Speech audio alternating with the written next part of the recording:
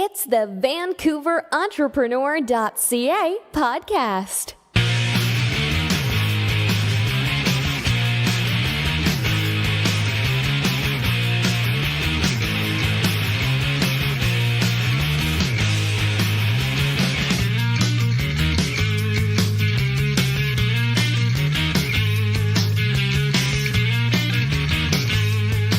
As an entrepreneur, you started your business to follow your passion and not to spend your evenings doing bookkeeping. That's why VancouverEntrepreneur.ca uses Legacy Advantage. Let me tell you, they are a great CPA level bookkeeping firm. Let Legacy take the bookkeeping task off your hands so you can have more time to pursue your dreams. You will get peace of mind knowing that the bookkeeping is done and the tax authorities are off your back. Visit legacyadvantage.ca, and if you mention that you came from Vancouver Entrepreneur Podcast, they will give you a $100 credit to apply towards your first month. You simply can't beat that. Hello, this is Robert Smigel coming to you today with a VancouverEntrepreneur.ca, where we talk to the entrepreneurs who are making it happen here in British Columbia.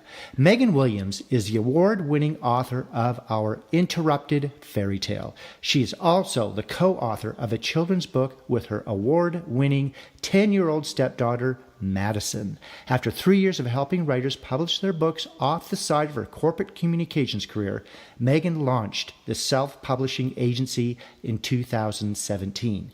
The agency supports indie authors in writing, publishing, and marketing their self-published books. Her clients have been featured in the New York Times, Globe and Mail, CTV, and BC Business. Well, Megan, welcome to the show. Thanks for taking the time today to be here for all our listeners. Thanks very much for having me. I'm excited to be on the show. Fantastic. Okay, well, we're really glad to have you. Okay, I want you to tell us a little bit more about yourself from the intro, where you're from, and give us the details on your current business. Okay. Well, about myself, I went down to the States for my post-secondary education. I was a Division I NCAA tennis player down there and got my degree in advertising in PR. And when I came back to Vancouver, which inevitably brought me home is where the heart is, and came home and started working in various communications jobs. And somewhere in there, life threw me a really big curveball, and the love of my life and the person I was planning on getting married to passed away from an incurable blood cancer. And after he passed away, I found a diary that he had written when he had been first diagnosed when he was 26. And at the back of the diary, Chad had written, "Publish this book when the time is right." So while I have a background in communications, writing a book was never on my list of things to do, but I gave it some serious consideration, and knowing that Chad had hoped, he and I had talked about somehow sharing his story, I decided to write the story of us. And our story is half written by Chad and it's half written by me, and that is the book that I wrote and decided, and after about a year's worth of research and talking to anybody who would answer any questions I have about book publishing, decided that the best route for me was to self-publish. And my original goal was to sell maybe 100 copies to friends and family and my aunts and uncles. It's been 5 years now, and we've sold over 2,500 copies, and it's been on bestseller lists. It's won an award, so it's done quite well. But what that has done for me is it's also made me understand a little bit more about the indie publishing scene and what opportunities are and are not available to people. So while I was working full-time on the side, I would do the odd consulting job for other people who are looking to publish their book. And last year I was in California for some work, and my friend down there said, "Why don't you look at putting an actual business model on this, the consulting that you're doing, because it seems as though there might be a you've got a niche that doesn't exist yet, or a support network that doesn't exist yet. And, sure enough, a couple months later, the self-publishing agency was born, and I was doing it as a side hustle on purpose because I needed to still pay bills, and I was on a big contract. And when that contract ended, the self-publishing agency had grown enough that it didn't need me to go back to a full-time job, and the self-publishing agency became it's a full-on agency now, and it's my full-time gig. And I like to joke with people that I no longer work full-time, I just work all of the time. So, yes, as I'm sure. Yes, that is the way it is. So you went to school in the U.S.? Yes, I did. Yeah, I started off at the University of Wyoming and played there for 2 years. And then I came back home and reevaluated what I wanted to. I wasn't doing very well in Wyoming, just emotionally, and my playing wasn't getting better. So I came home and reevaluated what I wanted, and I knew I needed to finish my degree, and I knew I still liked tennis enough to pursue this opportunity. So I went and I finished off my degree at a private school in Florida. Okay. Which is a very big upgrade, I have to say, to going to do your cross training on the beach versus walking through the January snow to go to practice in Wyoming. Okay, on your current business, did you need financing to start the company, and how do you currently make money in the business now? I didn't need financing, but as I mentioned, I was working full-time while I was doing it on the side, so I was able to support that initial capital, I suppose, that's needed. But because, like other consulting-styled companies, there isn't loads of startup capital that's necessary. I didn't need an office, for example, to start getting clients, so I don't need to put forward that type of money, but I do need money to live, and that's where that full-time job came into play. And the business model now works similarly to other consulting style businesses where you bill for hours and different workshops, etc. So that's how it makes money now, as it always has. But fortunately, I was in a position where I could do it off the side of my desk to start, so I wasn't starting off the business in a financial hole. Okay, speaking of the business model, what is the long-term vision, and what will your company look like in the future? Do you see the company expanding into other areas, and where, beyond Vancouver, BC, or even Canada? Well, it's expanded already. While I am based in Vancouver, we have some of our team is in Toronto, and our clients are anywhere from California to Georgia to the UK, and we've got another client in Dubai as well. So the service can extend across borders and time zones and countries. So that's the expansion will only continue in that way as far as how we can serve our clients. Expansion, otherwise, we've just finalized a partnership with a development company, and the hope with that company is that we will be able to help self-published authors turn their books into movie scripts, and how we can help funnel them into the system in LA and get it potentially turned into a movie. So the expansion is happening very quickly, and I'm really excited about it. So that's where I see us going, is just we will grow in volume with how we can serve people, but also in the services we're able to provide as well. Okay, what are the biggest benefits for you in being an entrepreneur here in Vancouver, BC? I want you to give us some of the good points about starting a company here, but I also want you to give us some of the tough things or challenges for our listeners so they can keep an eye out for them. The good things I feel is that because Vancouver is, on the world scale, a relatively small city, I feel that the circles are small. So it's very easy to get introduced to people if you need it. It's very easy to become part of a networking group and feel that networking group will actually serve you, because the city is so connected with its people and its businesses that I felt very supported, and one referral is very easy to find after another referral, because again, the pieces are all very connected, and it's a tight community if you're willing to participate in it. As far as negative goes, I'm sure I know your other guests have mentioned this. It's standard. Vancouver's a very expensive city. to live in. So the downside to starting a business here, that the first few years are when you start a business are not making huge corporate incomes, but you also have to find a way to survive in this city as well. So, but I am a big believer of you get what you pay for. And with Vancouver, I do believe that we get what we pay for. It is pretty spectacular and a privilege to live here. So.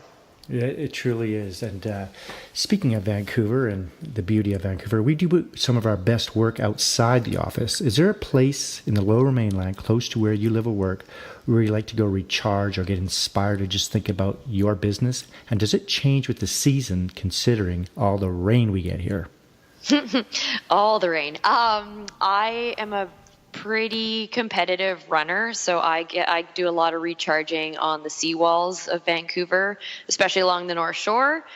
And the recharging happens. I'm an extrovert by nature, and so by working from my home office most of the time, unless I'm meeting clients, I really find a lot of recharging happens when I'm running with other friends of mine who are in different businesses, because I can bounce ideas off of them and we can work through a few different things about growth or conflict or change.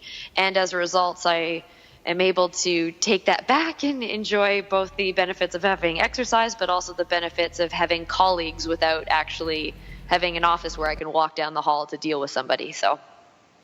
Okay. Now, I want you to imagine you've never been here before.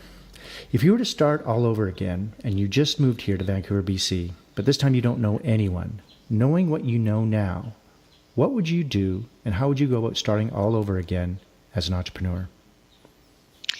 I would get a job first, a part-time job that might either be in your industry or in the area that you want to work, so you can familiarize yourself with a new community, a new group of people, and establish a new network.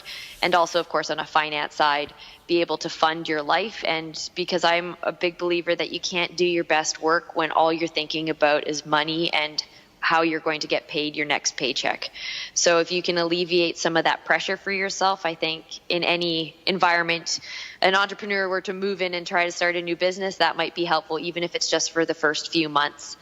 And I also think, as I mentioned earlier, Vancouver has some really good networking groups. And if you don't even know how to find those, I have found some very good ones, especially for females in business, on Facebook. There's some really strong entrepreneurial and business groups on Facebook, and they meet often enough that I think it would be a great opportunity for somebody to go and meet these people and connect and again, grow that network and grow your understanding of the community you're working in. Okay, we want to talk a little bit about your routine. You've given us a little hint about what that looks like, but what does the first hour look like for you when you get up in the morning? Do you have a specific routine or a ritual that helps you get motivated to start your day? I get pretty excited to wake up. I enjoy seeing all the new emails that have come through overnight. So I wake up anywhere between 5:30 and 7:30. If I'm waking up at 5:30, it's normally to meet somebody for a workout. And if the workout then happens, then I come home. I have a pretty standard regular breakfast, egg and toast and coffee. And then I sit down at the computer and start going through my emails. And I try and do my best to respond to all the unread emails if I can make my way through it. And then I like to schedule a call as early as 8, my first call as early as 9 a.m. So I know that my day is moving with productivity right off the bat. And so I know that I extended past the hour that you asked me about, but that gives you a snapshot of my morning. Okay, sounds good. Do you think entrepreneurs have to be weird or unique in a positive way or are wired differently? I think you can't be adverse to risk. I don't know anybody who has started their own business that is risk adverse. But I don't know I haven't met any entrepreneurs that are any more weird than people who work in offices. There's a lot of weirdos in offices as well. But there is a certain amount of, you don't need the same amount of security that comes with perhaps working in a really stable, consistent work environment, and some qualities that the entrepreneurs that I know who are doing very well, the common characteristic of all of them is that they are hyper driven. Lots of energy. Lots of energy, and also there's a deep motivation that they have to excel. And sometimes, and as I have experienced working in various corporate environments, you will still get paid on any given day when you work in an office or work for someone else. So if you decide that that's just an off day, or you're not feeling it, or you don't like that the project that you're working on is fine, you do see people, there can be a slack and there can be a lack of motivation. But the entrepreneurs who are like deep in the motivated, they are every single day, if they're not making money, they have to find ways to make their business make them money. So there's slack days are not for everybody. So the entrepreneurs I know, like I said, are just deeply motivated, and they know that Wednesday, if they're not feeling it, they still have to grind it out. Yeah, they got to keep at it. There's no question. Yeah, there's like, somebody's like, oh, well, that's nice. I mean, you work so hard. You worked a 12-hour day that way. You could take a rest, I suppose. And well, nobody's applauding me for working a 12-hour day. No one's like, great job. Thanks for staying late. It doesn't get me anywhere career-wise if I pull a 12-hour day or a 6-hour day. The important part is that your job is getting done and you're able to move your business forwards. So no one's giving out awards for longest and shortest work days in the entrepreneurial world. No, it goes with the territory, that's for sure. You're always on when you need to be. Yeah. Okay, what books are you reading now and why, or even audiobooks? And can you recommend any books for our listeners who are also aspiring entrepreneurs? Well, I'm going to take a little bit of a different turn on this, because I know there's I get recommended loads of business books and motivational books. And quite frankly, for me, the way I learn best is to listen to people's stories versus be just told what statistics and reciting motivational quotes. So the books that I encourage other people to listen to are ones that are just have people who are great storytellers. For anybody who's looking for a great audiobook, it's Tina Fey's Bossy Pants, and she's written it and she narrates it, and that is my gateway to audiobook recommendation to everybody.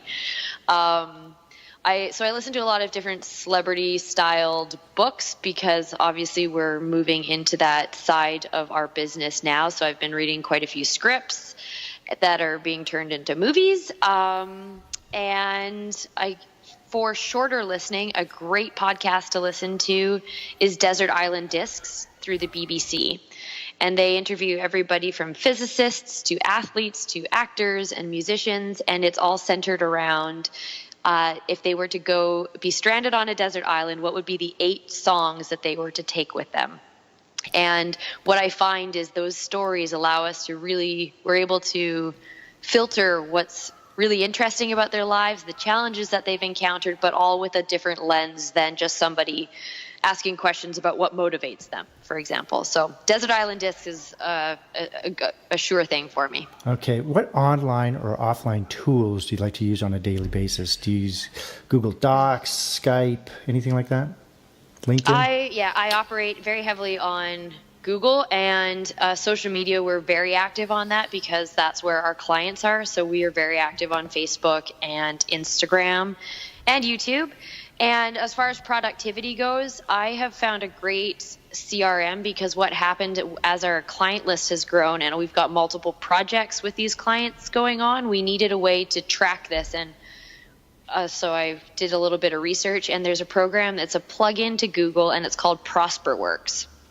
And it's a way that people are able to track clients, track their opportunities financially and fiscally, and a way that you can track all of the communication you have with your clients. So I found it to be a big reliever of my calendar, because I'm no longer writing notes to myself, call this person in 2 weeks and follow up with them, because now ProsperWorks is tracking all of that for me. Yeah, it sounds like a very good tool. I'm going to have to check that one out. That sounds very interesting. Okay, like we talked about earlier, Vancouver is a very, very, very beautiful place. Lots going on here, and it's a very outdoorsy place as well, very active. How do you balance work and how do you relax and not even think about work? And what are your favorite activities to do here in BC? Do you ski, bike, kayak, golf, hike, or simply go for a drive? Yes, I run, like I said, the running part and the training for my races all take up a lot of my spare time, but which is in the best way possible.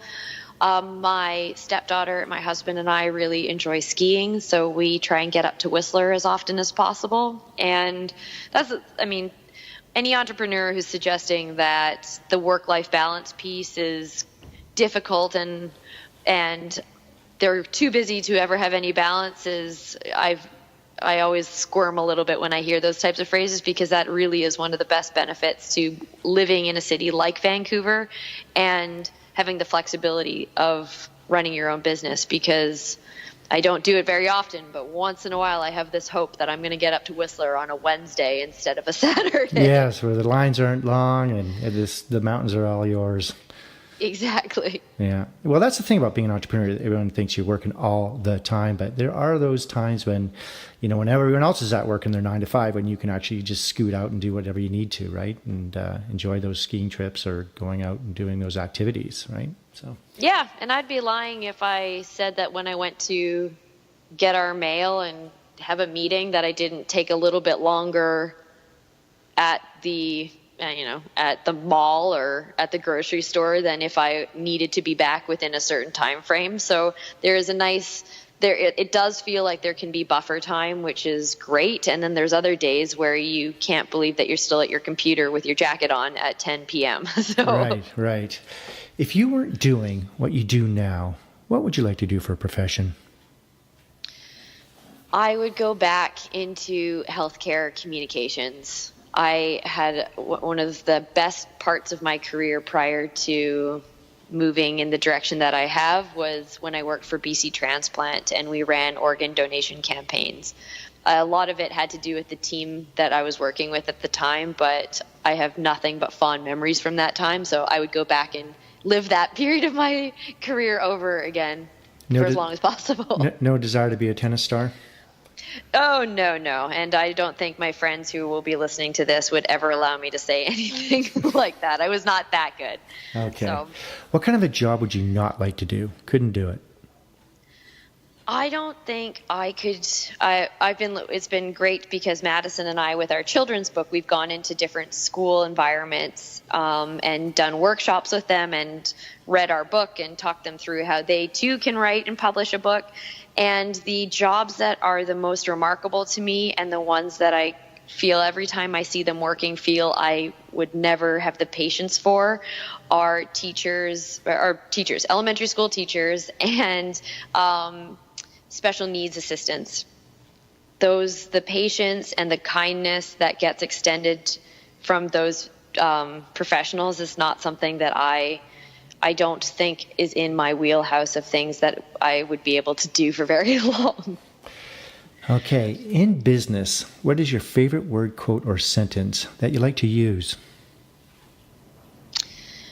I like to remind people that people aren't paying that close attention and no one's watching that carefully. So when people start worrying about, will anybody read my book, or has this book already been written, or what happens if I make a few posts on my social media that people don't like them?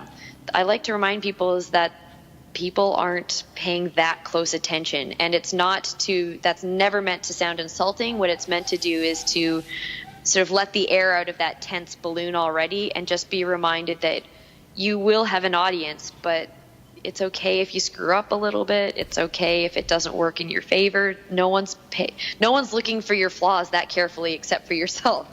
So no one's watching that carefully is what I like to remind people. Right. Okay. If you had to pick one or two words to describe yourself, what would it be and why? I think my Dad would probably tell me that he would describe me as driven, and I were to ask my husband, he would probably say that I'm honest. Okay. What keeps you up at night, if anything? Missed opportunities. Missed opportunities for work, I suppose. But if I'm being very honest, if I'm being kept up by anything, it's probably my checklist of personal things that I haven't gotten around to. The work things, I don't stress I feel very comfortable I don't really take rest until I feel comfortable with how the day has unfolded, and if that the work that I've needed to do has been done. The real stress comes in is if I didn't get the personal things in my life that needed to get done. That's what will keep me up. Okay, I want you to tell us about your top 3 things on your inspired life list. This could be a bucket list of some sort, whether you want to travel more, write more books, philanthropy, anything like that. Traveling is always high on the list. I made a New Year's resolution probably 5 years ago that I said I wanted to travel to 3 new places every year, and I haven't not done it yet. And sometimes they're not exotic places. I went to Enderby, BC once, and I had no business being there, but it was on the way to something else, and I hadn't been there, so I added that to the list. Or that might just be going to one of the Gulf Islands here in Vancouver. So traveling is high on the list. I would like to see one of our books be turned into a movie. That would be a great accomplishment for us. And lastly, it's a good question. I toss up between things, but I think mostly it would be to have as much quality time with as many people as possible, but in the quality realm rather than the quantity. So not necessarily a big lifelong bucket list item because I'm working at doing that all the time, but it's something that I believe is important to maintain. So is that with family and friends or working associates? Family and friends. Yeah, like I said earlier, I'm an extrovert, so the more good conversations and the more listening I can do, I feel the more enriched and energized I will be. Okay. Do you have any advice that you may have received that you can pass on to entrepreneurs throughout BC? Keep trying. Keep trying, and be reminded that not necessarily the ask for help when you're overwhelmed piece, but when I say ask for help is if you don't have the answers, find somebody who does have the answers to partner with.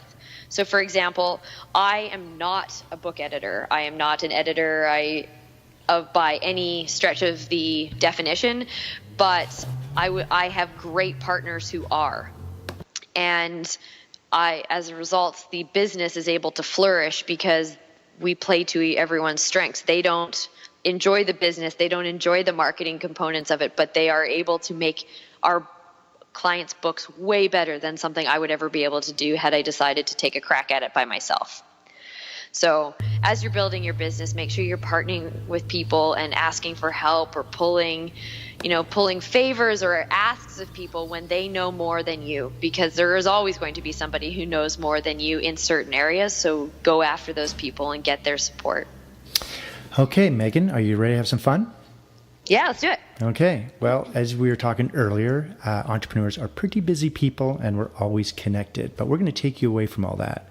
There's a small tropical island just off of Fiji that only has one phone booth there, and there is no internet. This place does actually exist. We're going to drop you off there. You won't have a computer or smartphone or tablet. You can use the phone booth located there anytime to call the boat. We'll come pick you up. How long would you last before you made that call? And what would you do while you were there? I got a logistics question for you. Are there other people on this island? Well, you have to find out. I mean, it's a pretty Okay. big. It's a pretty big island. So big island. Okay, we're got dropping it. you off there. Presumably, if there's a phone booth, there's going to be other people. That's okay, correct. so I would probably spend 2 to 5 days exploring the island. 2 days if there's nobody, 5 days if there's other people and there's restaurants and a whole cultural experience to enjoy. So 2 to 5 days. But if there's nobody else, I'm going to be pretty lonely, and I'm bringing 2 books, and once I'm done, one of them most likely I'm going to call it quits and bring in the other people. So I'll ask Okay. to be picked up after that period of time. So 2 days, and if there's other people there and lots going on, you're sticking around. Yeah, 5 days. Otherwise, you're out. Okay, cool. Okay, we're going to wrap things up. How can our listeners get hold of you? And is there anything you'd like to add before you leave us today? No, but I would I guess there is. My one reminder to everybody is that if writing a book is on your bucket list, it is absolutely possible, and it's absolutely possible to do it within a reasonable, low budget. If you have the right team on board, it is absolutely possible to become a published author, and you could probably do it within the year if you're determined enough to do it. So for anybody who's on the fence, please get in touch with us, because we'd be more than happy to just chat you through the process. And for anybody who has a draft sitting in their desk drawer and they don't know what to do with it, we hope that we can encourage you to pull that draft out, and we can actually make it a book for you in up to from 6 months to a year. And the best way to get a hold of us is everywhere, whether it's on social media or on website. It's just where we can find us at The Self-Publishing Agency. And that's about it. Yeah, so even if they've got a concept for a book, they've got a draft, they've got some thoughts they want to put together, you walk them through that process, is that right? Absolutely. So whether it's an idea for a children's book, you've got a collection of poetry, or you're writing a memoir, we will walk you through whether you're in the never touched this book, it's just been an idea, or we can start working with you once your book is drafted entirely. But our process and our coaching with you is tailored for all of those stages, but we ensure that whether it's an idea or an actual print of something, we can help make that dream of becoming an author a reality. And they could become a famous author like J.K. Rowling or something like that. You just never know, right? Exactly. Yeah, exactly. You never know. We've got a couple clients who have just seen extraordinary success that it opened doors for them that they never knew were available to them until becoming an author, and have done extraordinarily well just in their careers and how it supported them and the opportunities that have come afterwards. Great. Okay. Well, I encourage any of our listeners to definitely get in touch with Megan. I'm sure she can show you the way and how that is all done. And I'm sure it's a great experience working with you. Oh, thank you for saying that. Okay. Okay, Megan, thanks for coming on the show. I've learned a lot about you, and I'm sure our listeners have as well. Thanks so much, Robert. I'm so happy to be on the show. I Great. listen to it, so it's nice to be a guest. Yes. Well, thank you so much. You've been a great guest. Okay. Thanks so much, Robert. We'll Bye. see you next time. Bye. Hey there, thanks for taking the time to listen to the VancouverEntrepreneur.ca podcast. We hope you enjoyed the show today. Make sure you sign up for our newsletters and write a review for us on iTunes, and then connect with us on Twitter at Vancity Podcast, and like us on Facebook. And you'll get all the latest news, including the BC Weekly Business Report, where you can find out more about what's going on in this fabulous province of ours. See you next time.